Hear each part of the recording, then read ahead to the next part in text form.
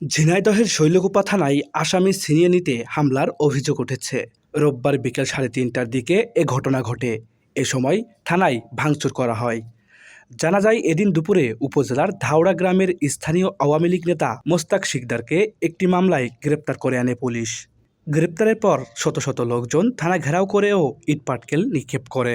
এ সময় আত্মরক্ষার্থে পুলিশও rubber bullet ছোড়ে। এতে পুরো থানা চত্বর রণক্ষেত্রে পরিণত হয়।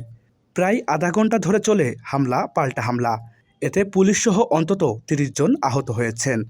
গুলিবিদ্ধ হয় বেশ কয়েকজন। আহতদের ঝিনাইদহ সদর হাসপাতাল সহ বিভিন্ন ক্লিনিকে ভর্তি করা হয়েছে। তাৎক্ষণিকভাবে আহত সবার নাম পরিচয় জানা যায়নি। গুরুতর আহত ৩ পুলিশ সদস্যের নাম হলো আব্দুস সালাম, ইকবাল হোসেন ও তরিকুল মিয়া। ঝিনাইদহ জেলা অতিরিক্ত পুলিশ সুপার ইমরান জাকারিয়া বলেন, পুলিশ এজাহারভুক্ত একজন আসামিকে গ্রেপ্তার করে। সেই জের ধরে আকস্মিকভাবে থানায় হামলার ঘটনা ঘটেছে।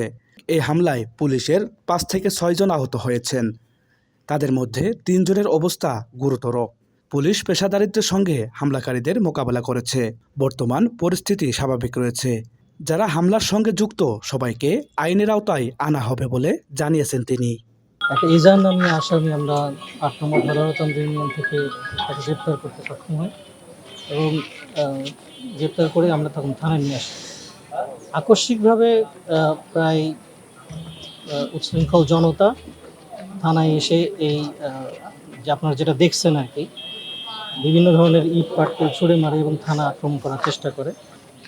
তো পুলিশ অত্যন্ত ধৈর্য সহকারে তাদেরকে প্রতিহত করার চেষ্টা করে, থামানোর চেষ্টা করে এবং অত্যন্ত পেশাদারিত্বের সাথেই তারা কিন্তু এটাকে মোকাবেলা করার চেষ্টা করে। তাদেরকে প্রথমে মৌখিকভাবে তাদেরকে দূরে সরে যেতে বলে কিংবা তাদের যে উশৃঙ্খল আচরণ, আশঙ্কা থেকে বিরত থাকার কথা বলে। পরবর্তীতে আমাদের যে ইউজ অফ ফোর্স সেটা করতে স্যার এক পর্যায়ে আমরা বাধ্য হই, কারণ তারা আপনারা দেখেছেন যে এই গেটের বাইরে থেকে তারা প্রচুর পরিমাণে ইট পাটকেল এবং লাঠি সোঁটা সহ বিভিন্ন জিনিসপত্র আমাদের ফোর্সের দিকে উদ্দেশ্য করে তারা ছুঁড়ে মারে। আমাদের ফোর্স কিন্তু অত্যন্ত ধৈর্যের সাথে এগুলো তাদেরকে নিরস্ত করার চেষ্টা করে। এক পর্যায়ে তাদেরকে নিরস্ত করতে আমাদের যে ইউজ অফ ফোর্স, প্রথমে আমরা গ্যাস গান ইউজ করি, তারপর সাউন্ড গ্রেনেড ইউজ করি, তারপর শেষ পর্যন্ত একরকম বাধ্য হয়ে আমরা শর্টগান ইউজ করতে বাধ্য হই। তো শর্টগান ইউজ করার পরে তারপরে তারা ছত্রভঙ্গ হয়ে যার যার মতো সেদিকে চলে যায়। এটুকু। এখন পর্যন্ত আমরা 4 জনকে আটক করতে পেরেছি, আর আমাদের অভিযান অব্যাহত রয়েছে। আর এই কর্মকাণ্ড যারা ঘটিয়েছে তাদের বিরুদ্ধে আমরা তদন্তপূর্বক আইনগত ব্যবস্থা অবশ্য গ্রহণ করব।